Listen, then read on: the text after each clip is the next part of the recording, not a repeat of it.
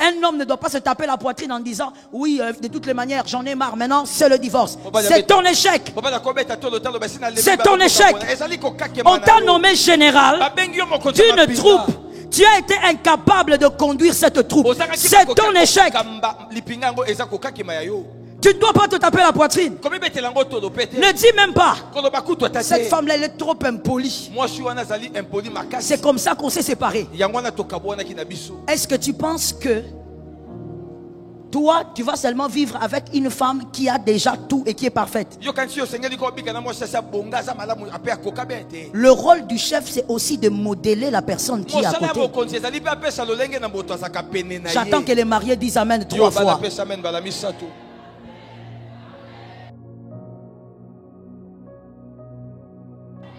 Oh non, non, non, moi aujourd'hui je suis docteur en droit. Je ne peux pas vivre avec une femme qui n'a même pas un diplôme d'état. Mon frère, tu devais penser à ça depuis longtemps. Prends cette femme-là, ramène-la au banc de l'école. On ne doit pas, en tant qu'enfant de Dieu, envisager même l'option divorce. Voilà pourquoi, quand on choisit avec les yeux ouverts et avec le Saint-Esprit à tes côtés. Est-ce que quelqu'un m'entend? N'épousez pas l'homme que votre mère aime, votre père aime, ou encore l'homme que votre famille aime. Épousez l'homme d'abord que vous aimez. Épousez la femme que vous avez aimée. Si vous épousez la femme que votre père a aimée, un jour vous direz à votre père, c'est la femme que tu m'as donnée. Tu auras la même attitude qu'Adam. Voilà pourquoi votre choix doit être conscient. Genèse 3, 23. Genèse 3, 23, la Bible dit: et l'Éternel Dieu chassa du jardin d'Éden. Et l'Éternel Dieu le chassa du jardin d'Éden pour qu'il cultive la terre d'où il avait été tiré. Le 23 et le 24, c'est-à-dire chapitre 3 de Genèse, 23 et 24, vous allez constater deux petites choses. Que Dieu bénisse ceux qui écrivent. Dans la maison de Dieu, on prend note. Vous allez constater deux petites choses dans le verset, dans le chapitre 3 de Genèse, 23 et 24. La première chose, c'est que lorsque Adam a péché, il a péché évidemment après Ève. Mais Dieu ne les sépare pas. Dieu les chasse tous les deux. Dieu ne dit pas à Adam, parce que quand Adam s'est justifié, c'était une manière de dire, ce n'est pas ma faute. Mais Dieu ne dit pas à Adam, ok, tu as raison, c'est la femme que moi-même je t'avais emmenée. Dieu les chasse tous les deux. C'est-à-dire, dans votre erreur, restez tous les deux. Assumez votre erreur. Dans votre gloire, restez tous les deux. Dieu n'a pas dit à Adam, tu as raison, c'est moi qui ai créé la femme, donc je vais créer une autre. Dieu les chasse tous les deux. Dieu ne les sépare pas. Dieu sépare seulement la femme et le serpent. Ou la femme et la postérité de la femme et le serpent. Mais Dieu ne sépare pas Adam et Ève. Lorsqu'on est marié, les erreurs que la femme, l'homme a commises, on les assume à deux. La réussite, on les célèbre à deux. Ce sont des choses des fois qui sont étranges dans le mariage. Vous verrez un homme en train de dire, il dit à sa femme, est-ce que tu as vu comment mon idée a marché? En tout cas, non, non, non. Je t'ai toujours dit que moi je suis intelligent. Quand il y a une bonne chose, tu veux que la célébration se passe ensemble.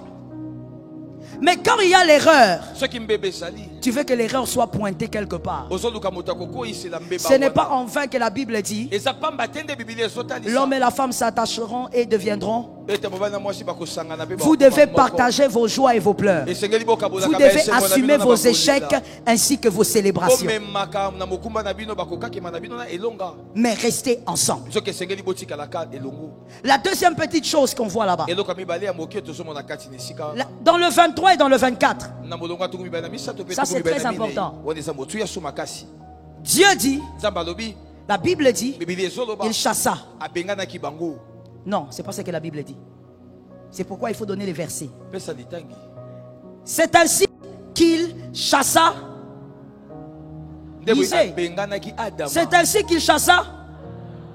Est-ce qu'Adam était le seul à être chassé? Est-ce qu'Adam n'était-il pas chassé avec Ève?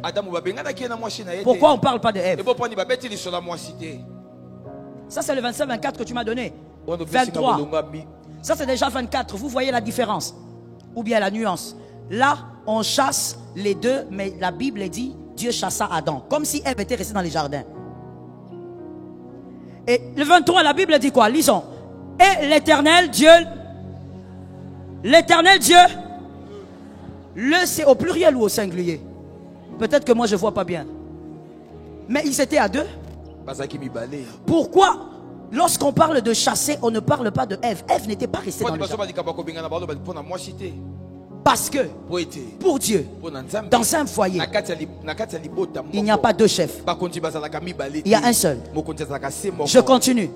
Comme il y a un seul chef, lorsqu'on réussit, ça tombe sur le chef. Lorsqu'on échoue, ça tombe sur le chef. La réussite ainsi que l'échec tombe sur le chef. Être chef dans un foyer n'est pas une chose simple. Voilà pourquoi si tu n'as pas encore grandi, tu es encore gamin. Reste encore gamin, même à 40 ans, attends. Parce qu'un chef de famille, selon Dieu, il assume. Lorsqu'il y a réussite dans le foyer, lorsqu'il y a échec dans le foyer, Dieu ne voit pas Ève, Dieu voit Adam. Alors tu dois être un bon chef. Tu dois savoir. Un homme ne doit pas se taper la poitrine en disant oui, de toutes les manières, j'en ai marre, maintenant c'est le divorce. C'est ton échec. C'est ton échec. On t'a nommé général d'une troupe. Tu as été incapable de conduire cette troupe. C'est ton échec. Tu ne dois pas te taper la poitrine. Ne dis même pas. Cette femme-là, elle est trop impolie. C'est comme ça qu'on s'est séparés. Est-ce que tu penses que toi, tu vas seulement vivre avec une femme qui a déjà tout et qui est parfaite? Le rôle du chef, c'est aussi de modeler la personne qui est à côté. J'attends que les mariés disent Amen 3 fois. Il y a des célibataires qui ont triché dans les amens. Mais ce n'est pas un problème, c'est ta foi. Le chef, tu as aussi le pouvoir de modeler la personne qui est à côté. D'ailleurs, laisse-moi dire quelque chose à un célibataire. Si ton fiancé, si ton proposant, il n'est pas capable de te modeler, il faut le laisser, ce n'est pas un homme. Un homme doit avoir la capacité de modeler une femme. C'est ça Ève qui sort de la côte. Dieu a monté à Adam. Regarde ce que j'ai fait de ta côte. C'est ta côte ça. Mais regarde ce que j'en ai fait. L'homme Adam doit être capable de modeler sa femme. Tu l'as pris arrogante, sois capable de rendre cette femme douce. Un leader, ce n'est pas seulement celui qui guide, c'est aussi celui qui transforme. Un leader. Un leader qui ne transforme pas les hommes n'en est pas un. Un leader, ce n'est pas seulement celui qui parle et qui tranche. Ce n'est pas seulement celui derrière qui les hommes sont. Un leader, c'est aussi celui qui modèle. Tu dois donc être capable de comprendre la pensée de Dieu. Nous n'allons pas réinventer la roue. Dieu a conçu le mariage. Et Dieu a sa logique. Dans la logique de Dieu, l'homme, que les hommes d'abord disent Amen. Ça c'est un Amen de jeûne ou bien? Que les hommes disent Amen. L'homme, tu n'es pas seulement le leader de la famille, le chef de famille pour choisir les morceaux de poulet.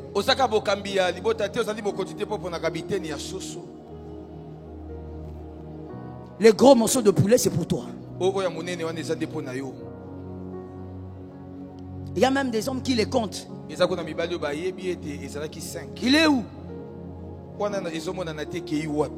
Comme s'il y a un morceau de, dans le poulet, il y a un morceau qui est écrit, ça c'est pour les maris. Un leader doit savoir qu'il est le chef. Quand ça ne marche pas, il s'arrête, il regarde la troupe et il se pose des questions et il règle les problèmes. Le divorce est une manière d'avouer publiquement que vous êtes un échec. Celui qui refuse de divorcer, qui ne pense pas au divorce, c'est celui qui est un gagnant. Est-ce que quelqu'un m'entend? Les gagnants ne pensent pas au divorce. Les gagnants pensent aux solutions. Même quand c'est difficile, il y a forcément une solution. Dieu place les leaders de famille pour qu'ils trouvent aussi des solutions. Est-ce que quelqu'un m'entend? Que l'Éternel nous fasse grâce.